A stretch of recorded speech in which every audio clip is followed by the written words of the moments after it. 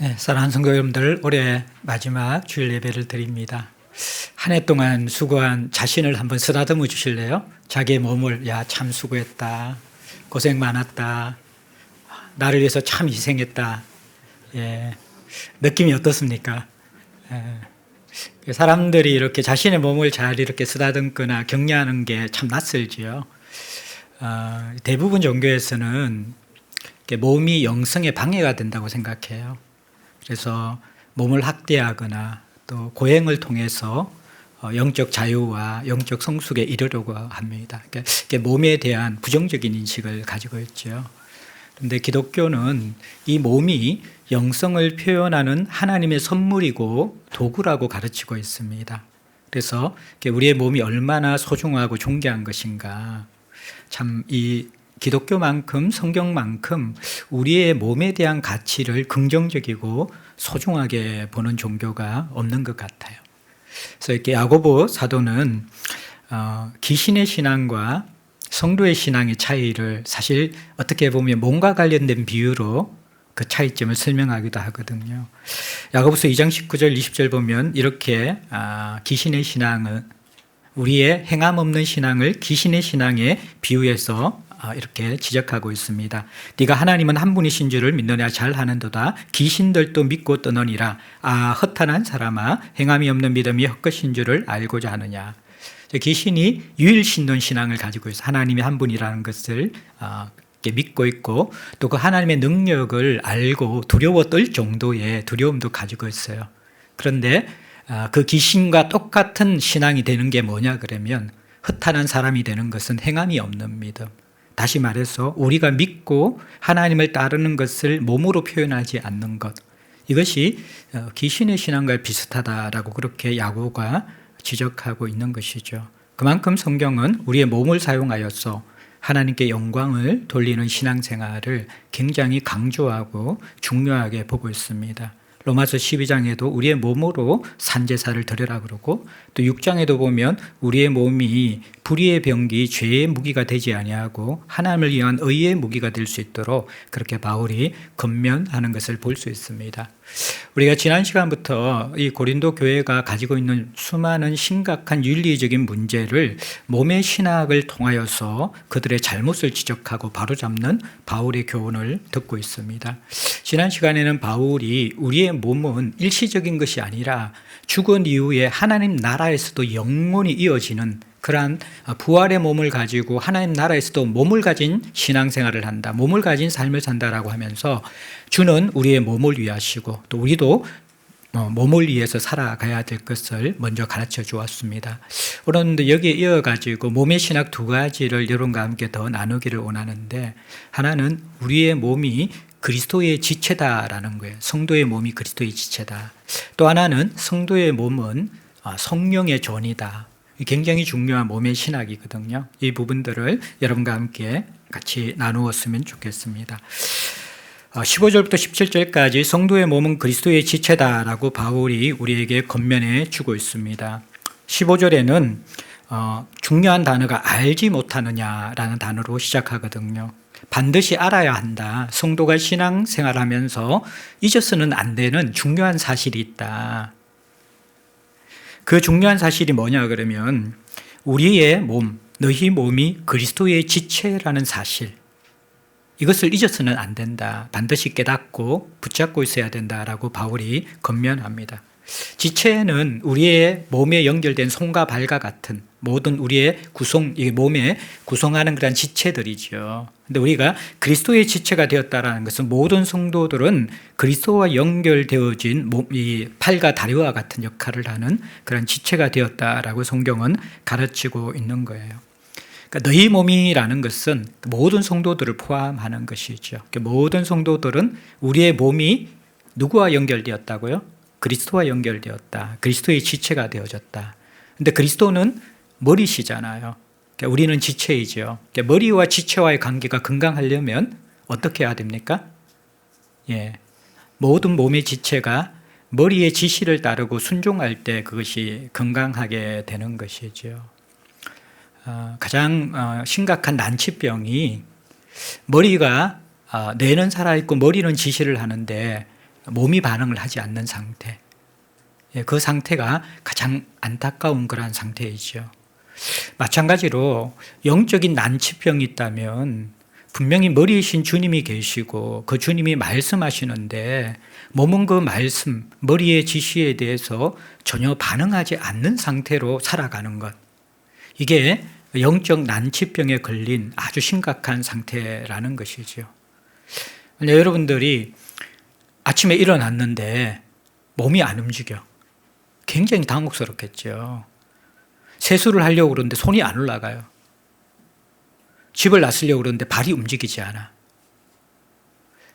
모든 일을 만사 제쳐놓고 나서 병원에 가서 자신의 건강에 대한 진단을 할 것이고 무엇이 잘못되었었는가 살필 수밖에 없는 것이죠. 마찬가지로 우리가 그리스도의 지체라는 이 말씀을 곰곰이 묵상해 볼 때에 지체가 된 건강한 모습, 바른 모습은 머리와 연결되어서 머리가 지시하는 대로 움직일 때만이 그게 지체라고 이야기할 수 있는 것이죠. 머리의 통치를 받지 않는 상태, 머리의 지시를 전혀 따르지 않고 따를 수 없는 상태, 이것은 굉장히 심각한 영적 난치병일 수 있다. 바울은 이 그리스도의 지체의 개념을 통해서 우리에게 이렇게 이야기하고 있는 거예요. 근데 이것이 바울은 고린도 교회의 문제라고 하는 거예요. 몸의 지시를 따르지 않는, 머리의 지시를 따르지 않는 몸. 이게 고린도 교회의 문제예요. 그것 때문에 생긴 것이 근친상간의 문제였고 수많은 윤리적인 문제들이 이들에게 드러나고 있는 거죠. 머리의 지시를 따르지 않는 것. 우리는 한 해를 돌아보면서 나는 좀 어떻게 살았는가. 올해 마지막 주일 예배인데 좀 이 머리이신 주님이 우리에게 아침마다 말씀할 때도 있고요. 또 우리가 삶 가운데 누군가의 대화 속에서 말씀하실 때도 있고 내 인생 가운데 일어나는 상황과 사건 속에서 하나님이 말씀하실 때도 있고 또 이러한 공예배 속에서 하나님이 우리에게 말씀하실 때도 있잖아요. 거기에 대해서 나는 지체로서 얼마나 잘 움직이고 있는가, 반응하고 있는가. 이것이 그리스도의 지체된 우리가 나의 영적 건강에 대해서 확인하는 중요한 점검점이 되는 것이죠. 우리는 육신의 몸이 머리의 지시를 따르지 않을 때는 굉장히 당혹스러워하는데 영적인 상태에서 그리스도의 지시를 따르지 않는 부분에 대해서는 둔감하고 무감각한 채 살아갈 수 있다는 거예요. 그러면 우리도 모르는 채 고린도 교인들을 닮아갑니다. 윤리적으로 삶 가운데 둔해지고 생명의 근원이신 하나님과 관계에서 둔해지게 되어지면요, 우리의 삶은 메마를 수밖에 없고 병들 수밖에 없고 하나님의 뜻과 상관없는 그러한 삶의 모습으로 살아갈 수밖에 없다라는 거예요. 결국 머리의 지시를 받지 않는 그리스도의 지체이지만 지체 역할을 하지 못하는 고린도 교인들, 일부 고린도 교인들은 어떤 상태가 되었냐 그러면요, 15절에 보면 내가 그리스도의 지체를 가지고 창녀의 지체를 만들겠느냐, 결코 그럴 수 없느니라. 굉장히 강력한 메시지죠.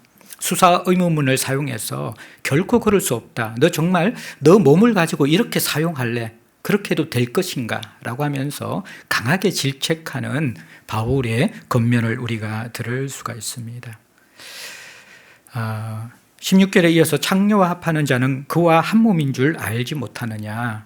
일러스되 둘이 한 육체가 된다 하셨나니 주와 합하는 자는 한 영이니라. 같이 연결시켜서 이야기합니다. 우리는 무엇인가 이렇게 합하게 되는 상태, 이 상태로 살아갈 수밖에 없거든요. 우리는 의존적인 존재이기 때문에. 근데 머리이신 주님과 합하도록 우리를 창조하셨습니다. 우리를 구원하셨습니다. 그런데 우리가 이 지체의식에 대한 신학적인 몸의 신학을 잃어버리게 되어지면 우리가 삶을 살면서 주님 아닌 다른 것에 합해서 살아갈 수 있다는 거예요. 고린도 교인들은 그 당시에 모든 사람들이 밥 먹듯이 자연스럽게 생각했던 매춘 행위, 그것에 자기의 몸을 허용했다라는 것이죠. 마찬가지로 우리는 오늘날 시대에 마치 그냥 자연스럽게 생각하는 세상 사람들이 쫓는 그러한 세상의 방식과 삶의 모습을 우리의 몸을 자연스럽게 허용할 수 있다라는 것이죠. 근데 물론 하나님께서 허락하신 많은 것들은 자유로운 것입니다. 죄가 아닌 것은 자유로운 것인데 그 8장 우리가 고린도서 8장 들어가서 정말 진정 자유가 무엇인가 한번 다루었는데 그때 좀 더 깊이 다루는데 그런데 내가 그리스도의 지체 개념이 없이 살아간다 그러면요. 사실 우리도 모르는 사이에 우리의 몸이 하나님이 기뻐하시지 않는 부분에 많이 사용될 수 있습니다. 지난번도 말씀드렸지만 영성이 견고하지 않는 사람은 시간이 날 때 몸을 자신의 약함과 죄성이 있는 곳에 사용해요. 자신의 가장 약한 부분, 자신의 죄성이 있는 곳에 자신의 몸을 사용해요. 그래서 이제 학생들은 방학 때, 또 우리 성도들은 주말에 바쁜 일로 돌아가는 그 시간이 아니라 시간의 여유가 있을 때에 내 몸은 무엇을 위해 사용하는가 이것을 곰곰이 살펴보면요. 내가 가장 소중하게 생각하는 것 또는 내가 약하고 죄성이 있는 것 그것에 대부분 영성이 세워지지 않는 사람들은 사용한다라는 거예요. 근데 여기에서 우리는 주님과 합할 수도 있고요. 우리의 욕망과 죄성과 합할 수도 있는 거예요. 고린도 교인들은 그것을 음행과 합했어요. 음란함과 합했다라는 것이죠. 근데 이 합했다라는 단어가 원어에서는 굉장히 강력한 단어입니다. 여러분들 혹시나 뭔가 이렇게 플라스틱이 깨어졌거나 물건이 파손되었을 때 우리가 다이소 가서 사는 게 있죠. 뭐죠? 3초 본드. 그거 딱 붙이면 정말 잘 붙잖아요. 그죠? 잘 붙는데 혹시 제가 가끔 그런 경험이 있는데 급하게 붙이다 보면 손에 이게 묻게 되잖아요. 그 다음에 손이 붙어버리잖아요. 그거 떼고 하기 굉장히 힘든 걸 아시죠? 근데 여기에서 이 합한다라는 이 단어는 이 3초 본드보다도 더 강력한 단어입니다. 어떤 단어냐 그러면요. 용접하다라는 단어예요. 용접하다. 여러분들 이렇게 쇠와 쇠를 있잖아요. 이게 용접을 하잖아요. 용접을 하게 되면 어떨까요? 굉장히 견고하고 단단하게 붙게 되겠죠. 이게 우리가 뭔가 합한다라는 단어. 근데 이게 똑같이 사용됐어요. 창녀와 합한다는 단어도 요 의미고요. 용접하다라는 의미고 주와 합한 자고 우리가 주와 한영이라는 이 개념도 이 용접한다라는 개념이에요. 자, 여기에서 이제 우리가 한번 생각해 봐야 될 게 뭐냐 그러면요. 주님께 용접된 우리는 이제 주와 합한 자가 됐기 때문에 주님의 것이 되어졌어요. 그런데 주님의 것인 우리가 다른 것과 합하려고 하면 어떻게 해야 합니까? 용접된 것을 끊어내려면 어떻게 해야 됩니까? 이게 쉽게 떨어집니까? 불가능하죠. 3초 본드, 여기 붙인 거 그거 떨어내려면 다른 데서 부러지죠. 이 본드로 붙인 것이 오히려 더 견고하게 안 떨어지는 경우가 많아요. 그래서 우리가 뭔가 그리스도와 합한 우리가 죄를 위해서 우리의 몸을 드리려고 할 때 어떤 과정이 있어야 하냐 그러면요. 접합된, 용접된 우리의 몸을 찢어서 떼어내는 것 같은 그 상황이 있어야지만 우리가 죄와 합할 수 있다는 거예요. 여러분 127시간이라는 그런 영화 보셨습니까? 미국 유타주의 블루존이라는 캐년에서 혼자 등반을 하던 주인공이 암벽이 떨어지면서 팔이 짓눌려서 끼어게 되었습니다. 그 주인공에게 남아있는 것이라는 것은 로프와 그리고 무뎌진 칼 하나 그리고 500ml의 물병 하나였습니다. 살려달라고 아무리 예언하지만 아무도 거기서 인정이 없었기 때문에 혼자 갇혀져 있었습니다. 점점 물이 떨어져서 소변까지 넣으면서 연명하고 있는데 결국에는 이 친구가 살기 위해서 결단을 해야 했습니다. 어떤 결단일까요? 가지고 있는 그 칼을 가지고 짓눌려서 바위 틈에 끼어져 있는 자신의 손을 절단하는 것이었습니다. 이게 실화였거든요. 실화거든요. 이게 절단하는데 이 칼이 무디니까요. 이게 그 장면을 보면서 영화 장면을 보면서 이 심신이 약한 사람도 구토까지 한대요. 그렇게 상상이 되시죠. 무딘 칼로 팔을 이게 뼈를 부러뜨리고 끊어내면서 팔을 버리고 탈출하는 것. 그게 이제 127시간의 영화의 줄거리입니다. 조금 너무 가혹한 것 같고 너무 자극적인 이미지 같지만요. 우리가 그리스도의 지체라는 개념을 가지고 우리의 삶을 죄에 드린다라는 그 이미지를 여기에 한번 연결시켜 볼 때에 여러분들 죄라는 것이 얼마나 심각한 것인가, 하나님과 우리와의 관계 속에 어떤 끔찍한 일을 자행하는 것인가, 이 부분에 대한 이해가 되실 것입니다. 죄가 이렇게 무서운 것이기 때문에 예수께서 이 땅에 인간의 몸을 입고 오셔서 죄를 해결하기 위해서 팔 하나를 잘라내신 것이 아니라 자신의 생명을 주신 것이죠. 우리가 그리스도의 지체가 된 것은 그분이 생명의 핏값으로 우리를 사셨기 때문에 그래요. 그분은 단순하게 팔 정도를 자른 것이 아니라 자신의 생명을 들여서 우리를 사서 이제 너는 나와 용접되었다, 나와 접붙여졌다. 이거는 포도나무와 가지 비유보다도 훨씬 더 강력한 비유예요. 끊어낼 수 없다라는 거예요. 용접된 것을 끊어내려면요, 이게 뭐 해무로 때리든지 도끼로 자르지 않으면 이게 끊어지지 않는 것이거든요. 마찬가지로 하나님은 끊을 수 없는 사랑으로 우리를 붙들고 계신데, 우리는 이 땅을 살아가면서 생명의 핏값으로 사신 그리스도의 은혜를 받았음에도 불구하고 불쑥불쑥 올라오는 우리의 죄성들과 우리의 삶의 다른 욕망들을 주체하지 못해서 우리의 몸을 죄를 위하여 기웃거리며 사용할 수 있다라는 것이죠. 우리는 먼저 회개를 배우기 전에 죄의 심각성을 깨달아야만 합니다. 그럼에도 불구하고 우리는 이 땅을 살아가는데 무죄할 수는 없어요. 이렇게 죄가 끔찍한 것이고 우리의 몸을 죄로 사용하는 것이 몸을 찢어내어 팔을 끊어내는 것 같은 그러한 하나님 영적인 부분에서 영적인 눈을 열어보면 끔찍한 것인데도 불구하고 죄의 힘은요, 그럼에도 불구하고 왕노릇하면서 우리를 죄짓게 한다라는 거예요. 그래서 우리가 죄짓기 전에는 이 죄라는 것이 몸으로 사용해서 하나님의 영광을 돌리지 않고 내 욕망을 위해서, 내 죄를 위해서 사용하는 것이 이렇게 끔찍하구나 생각하면서 피 흘리기까지 죄와 싸워야 돼요. 하지만 또 이 죄가 왕노릇하며 신락은 세상 소유에서 끊임없이 우리를 무너뜨리거든요. 이 땅 가운데 우리는 무죄하지 못하다는 거예요. 그때는 빨리 다시 한번 십자가를 바라보면서 그리스도의 지체로 빨리 붙어야 돼요. 다시 보혈로 씻어내고 그리스도의 지체로 붙어야 되지. 죄를 짓는 것보다 더 심각한 것은 죄 짓고 나서 지체로 붙지 않는 거예요. 그리스도와 계속 끊어진 상태로 살아가는 거예요.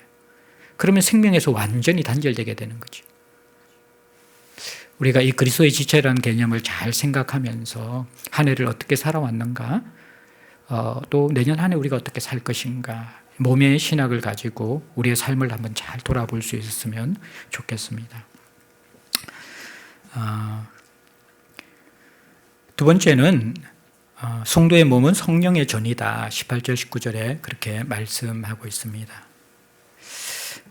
18절에 음행을 피하라. 이게 모든 음행을 비롯한 모든 죄를 피하라. 이 피하라는 말은요, 도망하라는 것입니다.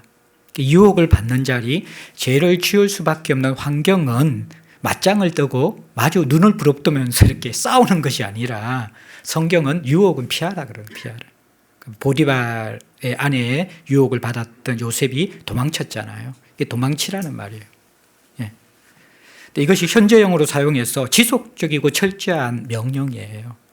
그러니까 이게 사단은 끊임없이 틈을 타고 있어요. 우리의 약한 부분을 공격하면서요, 잘 살다가 잠시 우리가 마음이 흐트러지고 중심이 흔들릴 때 그때 쏙 들어와서 우리의 약함을 공격하게 되는 거예요. 그래서 누구나 우리가 죄에 대해서 자신할 수 있는 사람은 아무도 없어요. 어제 성령 충만한 사람이요, 오늘 죄를 지을 수 있어요. 죄에 대해서 자신 있는 사람은 아무도 없습니다. 우리는 순간적으로 찰나적으로 유혹을 받을 수 있는 사람들입니다. 그렇기 때문에 항상 우리는 자신감을 가지면 안 됩니다. 나는 무너지지 않아. 나는 기도 생활을 잘해. 나는 예배 생활을 잘해. 나는 매일마다 말씀을 묵상하고 있는데 뭐 내가 죄와 연관이 있을까 봐. 그런 사람들이 더 심하게 무너질 수 있습니다. 우리는 항상 그리스도 안에서 주께서 나를 붙들지 않으면 무너질 수 있는 자들이거든요. 그리고 신라군의 세상을 살아갈 때는요, 사단은 참 교묘하게 우리의 약한 부분을 잘 알아요. 관계가 약한 사람들은요, 관계를 통해서 계속 공격을 합니다. 욕심이 많은 사람들은 그 욕심을 부채질하면서 공격을 합니다. 비교의식이 많은 사람들은요, 어떤 비교의식을 불러일으키면서 우리를 흔들어 놓는 것이죠. 그러니까 우리의 약함을 사단은 정확하게 알고 전략적인 공격을 합니다. 근데 그때 우리가 항상 기억해야 될 것은 성령으로 전신갑주를 입으면서 특별히 유혹에 대한 부분들은 환경을 피해야만 합니다. 자신을 신뢰하거나 절대로 자기 자신에 대해서 어떤 담대하게 이 부분에 용기를 가져서는 되지 않습니다. 죄에 대해서는 우리가 유혹에 대해서는 지속적으로 철저하게 피해야만 되는 것입니다. 그러면서 조금 어려운 구절인데 18절에 보면 사람이 범하는 죄마다 몸 밖에 있거니와 음행하는 자는 자기 몸의 죄를 범하느니라. 이게 지금 어제부터 지난주부터 이번 주까지 바울의 설교 방식이 디아트레베 방식이라고 이야기했거든요. 이게 가상대화예요. 가상대화.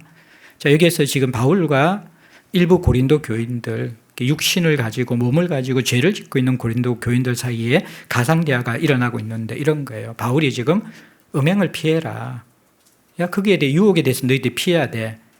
그렇게 이야기하니까 고린도 교인들이 왜 그래야 합니까? 사람이 범하는 죄는 다 몸 밖에 있습니다. 이들은 이 죄에 대한 개념을 사실은 어떠한 이 몸에 대해서 심각한, 일시적으로는 자극을 주지만 심각한 영향을 주면서 영성에 미치지 않는 죄로 그렇게 생각하고 있었더라는 거예요.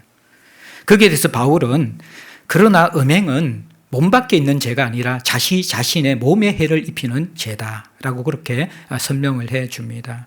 이게 이제 디아트레 방식의 대화인데, 우리가 보통 조금 이제 강단에서 다른 죄보다 이게 성적인 죄에 대해서 조금 구별해서 이야기를 하면서 이 죄가 조금 더 심각하고 우리에게 더 깊은 해악을 미치는 이유가 다른 모든 죄는 몸 밖에 짓는 죄인데 이 음행이라는 것은 몸 안에 짓는 죄이기 때문에 후유증이나 상처가 더 크다 그렇게 설명을 하거든요. 그런데 이제 이것도 이제 그 리츠만이라는 신학자가 이제 이걸 설명하면서 우리의 몸 자체에 짓는 죄는 꼭 음행만 있는 건 아니거든요. 보면 우리가 술 취함도 사실은 자신의 육신에 영향을 미치는 것이잖아요. 그 폭식하는 것도 마찬가지예요. 폭식하는 것도 그럴 수 있고 또 우리가 마음의 병이 들을 때 자해하는 사람들 있잖아요. 이 자해도 자신의 몸에 가하는 범죄지요. 또 심지어는 우리가 또 자신의 생명을 끊는 자살도 있잖아요.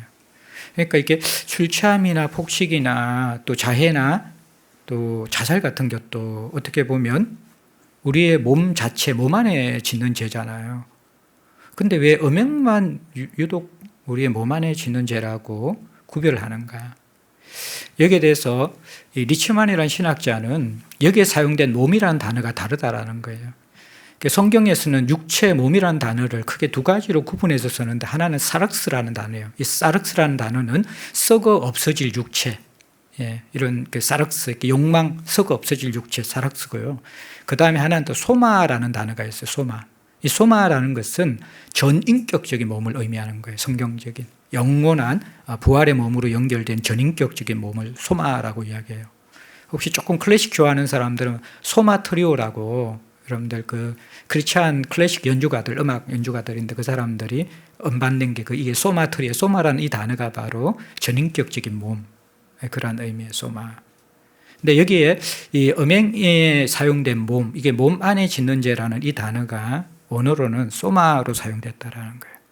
다시 말해서 이 음행이라는 것은 사륵처럼 썩어 없어질 육체의 죄를 범하는 것이 아니라 우리의 인격, 전인격에 영향을 미치는 심각한 죄다. 그렇게 리츠만이 설명하면서 폭식과 술 취함과 자해와 자살도 몸에 가하는 죄지만 사실 그거하고 조금 성격이 다른 죄다. 그렇게 좀 구분을 하고 있습니다. 그래서 핀들레이라는 신학자는 음행은 자기를 범하는 죄이다. self violation. 자기 자신을 공격하는 그러한 죄다라고 이야기하고 켈빈은 이렇게 설명합니다. 다른 죄들도 몸에 불명예를 가져온다는 사실을 완전히 부인하는 것은 아니다. 다만 그는 이 죄들은 음행이 우리 몸에 남기는 것과 같은 정도의 더러운 때를 남기지는 않는다고 말하고 있는 것이다. 그래서 우리의 몸에 인격적으로 끼치는 해악들이 다른 죄보다 인격적, 영적, 정서적으로 미치는 해악들이 다른 죄보다 더 크다라는 그 개념을 몸 안에 짓는 죄다. 그렇게 이야기하면서 이것을 다루고 있습니다. 그러면서 이제 중요한 몸의 신학의 정점인데 19절입니다. 너희 몸은 너희가 하나님께로부터 받은 바 너희 가운데 계신 성령의 전인 줄을 알지 못하느냐. 예, 성령의 전이다. 자, 이제 몸의 신학 크게 세 가지를 이야기했어요. 제가 지난 시간에는 몸은 일시적인 것이 아니라 영원한 것이다. 그래서 우리도 몸을 위해야 되지만 주님도 우리의 몸을 위하고 계시다. 몸은 영원히 이어지는 영성을 표현하는 하나님의 선물이다. 이게 첫 번째 몸의 신학이에요. 두 번째 몸의 신학은 뭡니까? 오늘 우리가 배웠던 것들, 우리의 몸은 그리스도의 지체다. 용접된 상태에 있다라는 거예요. 이거 끊어내는 것이 죄 짓는 거예요. 이게 끊어내어서는 안 되는 거라는 거예요. 그리스도의 지체이기 때문에. 세 번째 몸의 신학의 정점은 뭐냐면 우리의 몸은 성령의 전이다. 성령의 전이다. 고린도서 3장에 이미 이 말을 했습니다. 너희가 하나님의 성전인 것과 하나님의 성령이 너희 안에 계시는 것을 알지 못하느냐. 누구든지 하나님의 성전을 더럽히면 하나님이 그 사람을 멸하시리라. 하나님은 성전은 거룩하니 너희도 그러하니라. 자, 이 3장은 어떤 맥락 속에 주어진 말씀이에요? 고린도 교회의 파벌 문제, 분파 문제 때문에, 분열 문제 때문에 주어진 말씀이죠. 여기에서 너희가 하나님의 성전이라는 이 단어는요, 고린도 교회 공동체에 주신 말씀이에요. 그래서 이게 성전의 개념은 여기에서는 교회 공동체에 해당하는 단어예요. 교회 공동체가 하나님의 성전이다. 그런데 오늘 본문인 6장 19절 너희 몸은 너희가 하나님께로부터 받은 바 너희 가운데 계신 성령의 전인 줄 알지 못하느냐. 이 말은요, 성도 한 사람 개개인의 몸을 성전이라고 이야기하는 거예요. 똑같이 이제 고린도서에서 성전, 우리의 몸이 성전이라고 이야기하는데 3장은 공동체고요. 오늘 6장은 우리 개인 성도 한 사람 한 사람이 그 몸이 성령의 전이다 이야기하는 거예요. 참 이게 놀라운 것이죠. 몸의 신학의 정점인데 구약에서는 거룩한 하나님을 본 사람마다 적사했습니다. 죽었습니다. 그런데 신약의 놀라운 것은 하나님을 보는 정도가 아니라 거룩한 성령, 거룩한 하나님이 우리 안에 영원히 거주하시는데도 우리가 죽지 않아요. 엄청난 것이죠, 이것은. 여러분들, 그런데 우리의 몸이 성령의 전이다. 하나님이 우리 안에 들어와서 사신다. 어떤 느낌이 듭니까? 하나님과의 관계 정도에 따라서 여러분들이 전혀 다른 느낌일 거예요. 현대인들이 가장 힘들어하는 게요, 낯선 사람과 엘리베이터에 둘이 딱 타서 고층으로 올라가는 순간. 특별히 이제 아파트 같이 있을 때 있잖아요. 요즘 아파트 같이 살아도 이제 서로 누가 누구 이웃인지 잘 모르잖아요. 근데 아파트가 한 30층 정도 돼. 1층에 탔는데 나는 20 몇 층이고 이분은 30층까지 올라가. 쫙 올라가는데 서로 모르면 정말 그게 긴장되고 힘들고 먼저 인사하지 않으면 정말 거북한 사이잖아요. 성령이 엘리베이터 같이 타는 정도가 아니라 우리 몸 안에 영원히 거주하시면서 동거하시겠다고 하시는 거예요. 이게 여러분들 성경이 가르치는 몸의 신학의 정점입니다. 어떤가요? 갑자기 막 불편해지면서 와, 이게 어떻게 신앙생활을 하나 걱정이 되십니까? 아니면 여러분들이 이 메시지를 들으면서 와, 땡 잡았다. 정말 이보다 더 큰 선물이 있는가? 사실 대부분 우리는 이 둘 다 느껴야 돼요. 왜냐 그러면 우리 안에 재성도 있고 하나님의 사랑함들도 있기 때문에. 말씀의 역할도 그렇고 성령의 역할도 그런데요, 위로와 불편함이 항상 같이 있습니다. 소망과 불편함이 함께 있는 것. 그거는 이 신라군의 세상 속에서 우리가 완전한 성화가 아직까지 일어나지 않았거든요. 우리 안에 죄의 조각들도 있고요, 하나님을 사랑하는 마음들도 동시에 같이 있는 거예요. 그래서 말씀과 예배와 성령에 대한 건강한 반응은요, 두 가지가 같이 옵니다. 감사와 소망과 불편함과 두려움다. 이게 항상 대부분 같이 옵니다. 그래서 위로만 하는 설교는 나쁜 설교입니다. 불편함만 주는 설교도 십자가와 하나님의 은혜와 긍휼이 많이 빠져버린 퍼석한 설교가 되는 것이죠.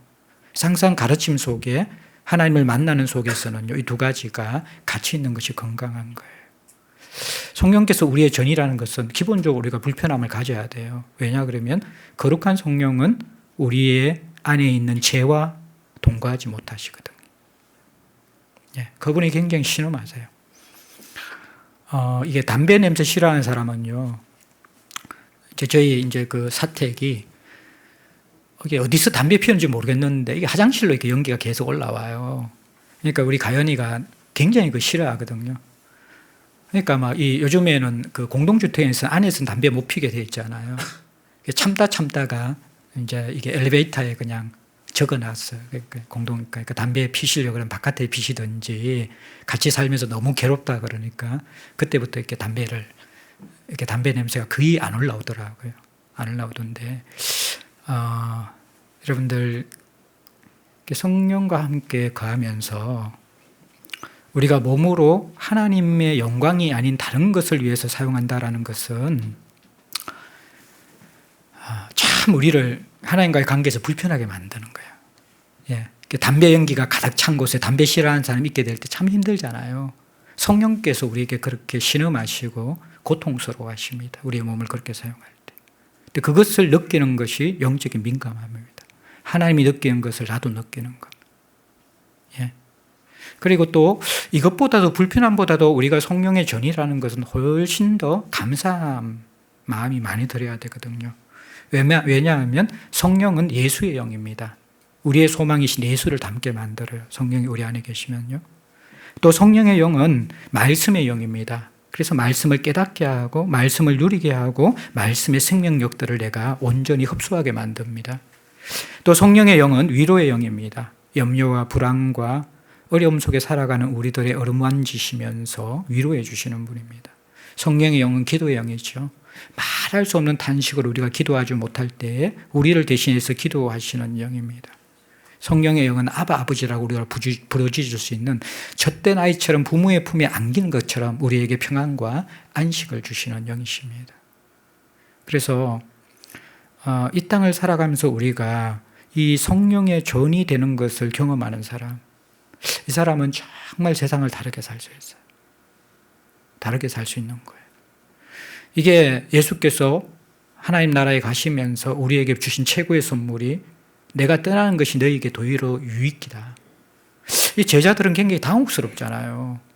3년 동안 공생의 사역하면서 이제 제대로 뭔가 군중들도 반응을 하고 기적도 일어나고 막 사람들이 구름대처럼 따르기 시작하고 뭔가 이제 하나님 나라가 이 땅에 도래해서 새로운 신천신지가 도래할 것 같은데, 근데 갑자기 예수님께서 야, 나 이제 떠나가야 돼. 너희들 못 봐. 굉장히 당혹스럽잖아요. 요한복음 14장에 마음에 근심하지 말라. 내가 떠나는 것이 오히려 더 유익하다. 너를 위해서 예비할 초소를 예비하러 간다. 그리고 떠나는 이유가 뭡니까? 내가 떠난 게 더 유익한 것이 보혜사 성령을 너에게 보내주겠다. 예수님의 육신은 시간적으로 장소적으로 한계가 있을 수밖에 없잖아요. 근데 성령은 시간과 장소에 한계가 없이 예수가 하시는 역할을 똑같이 모든 자들에게 할 수 있는 분, 그게 보혜사 성령이에요. 그분이 오순절 마가다락방에 임하기 시작하고 구원받은 모든 성도들에게 임하여서 지금 우리와 함께 동행하고 계시는 것이죠. 그래서 우리를 성령의 전이다라고 말씀하세요. 이게 얼마나 큰 행복인지 몰라요. 우리 1월 1일부터 기도에 대해서 배우게 될 텐데, 그게 우리 김영범 목사님 책을 제가 많이 참조했는데, 사김의 기도라는 그 책에 보면요, 달팽이 기도라는 게 있어요. 그게 뭐냐 그러면 달팽이는 자기 집을 항상 끌고 가잖아요. 그러다가 위기가 오면 집 속에 이렇게 속 숨어버리죠. 마찬가지로 현대인들은요, 하루하루 굉장히 분주하고 어지러운 삶을 살아가요. 그런데 달팽이 집을 가지고 있는 사람은요, 어떤 혼란스럽고 어지러운 한복판 속에서도 기도의 집에 들어가서 성령을 만날 수 있다는 거예요. 그것을 우리가 훈련하는 것이 일상의 영성입니다. 달팽이 집을 가지는 것, 우리가 성령의 전이라는 것은 이 땅을 살아가면서 항상 하나님 안에 들어가서 그분을 만날 수 있고 말씀과 기도와 위로와 생명을 얻을 수 있는 그 영적 공간이 있다는 것이죠. 아버지의 품이 있다는 거예요. 이게 우리에게 얼마나 놀랍고 복된 것인가. 이건 선물이라는 것이죠. 우리의 몸이 성령의 전이라는 것은 복음 중에 복음입니다. 성도의 몸이 성령의 전이 될 때 한 사람 한 사람이 진정한 교회가 됩니다. 그래야지 그 성도들이 성령의 전이 될 때만이 세상은 하나님의 영광을 볼 수가 있는 것입니다. 말씀을 마무리합니다. 몸의 신학을 이야기하면서 19절 후반절과 20절에 보면 이렇게 이야기합니다. 너희는 너희 자신의 것이 아니라 값으로 산 것이 되었으니 그런즉 너희 몸으로 하나님께 영광을 돌리라.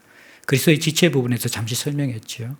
주님의 핏값으로 우리를 샀었습니다. 완벽한 지불을 하셨습니다. 그래서 이제는 우리가 우리 자신의 것이 아니라 몸이 주님의 것이 되었습니다. 그래서 너희 몸으로 하나님께 영광을 돌리라라고 이야기합니다. 하나님께 영광 돌리는 방법이 무엇일까요? 세 가지 몸의 신학을 기억하고 살아가시면 됩니다. 하나는 뭡니까?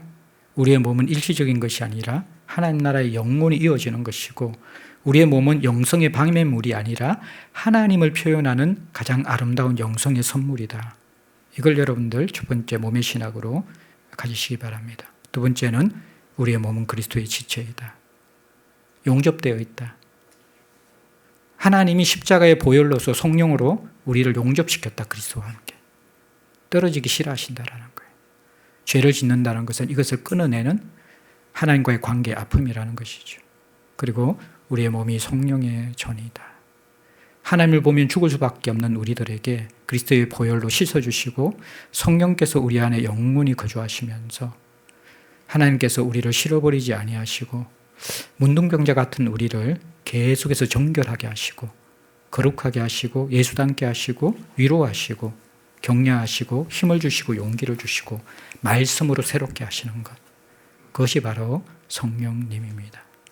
한 해를 우리가 어떻게 살았는지 돌아보고 새로운 한 해 우리가 건강한 몸의 신학을 통해서 주의 몸을 제대로 이루면서 한 사람 한 사람이 교회가 되고 그 교회가 모인 우리들이 제자들 공동체가 되고 그것이 한국교회가 되어져서 정말 몸을 통하여서 하나님의 영광을 드러낼 수 있는 저와 여러분들 될 수 있기를 주의 이름으로 축복합니다.